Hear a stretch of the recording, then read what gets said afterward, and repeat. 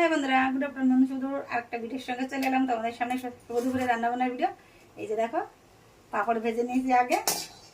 তো আজকে রান্না হচ্ছে আমার, কিন্তু এই যে বাঁধাকপি হবে, নিরামিষ রান্না, বাচ্চারা খাবে, আমি তো খাবো না, একাদশী।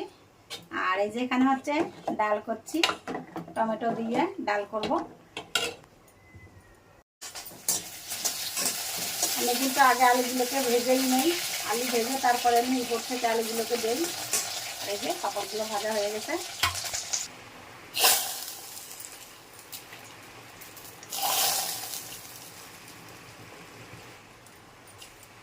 আমি কোনো মশলা অ্যাড করবো না, শুধু জিরে তেজপাতা আর গরম মশলা ফোড়ন দেবো, আর উপর থেকে একটু নামানোর আগে গরম মশলা ছিটিয়ে দেবো।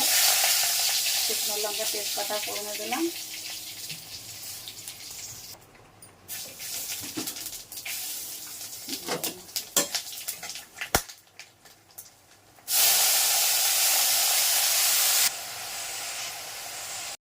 আলুগুলো দিয়ে দেবো।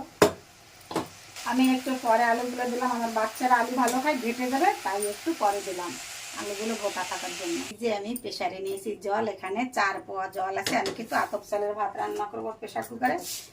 তো যতটুকু চাল, 1 পোয়া হলে 2 পোয়া জল এরকম দেই আমি। তো এখানে 2 পোয়া চাল আছে, তো আমি 4 পোয়া জল দিলাম।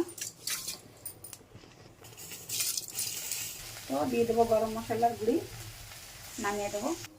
তো এই যে হয়ে গেছে আমার বাঁধাকপি। তো ঠিক আছে, ভিডিওটা এখনো মতো শেষ করলি, ভালো লাগলে পাশে থাকো। তোমাদের মঙ্গলা শেষ করলাম, বাই।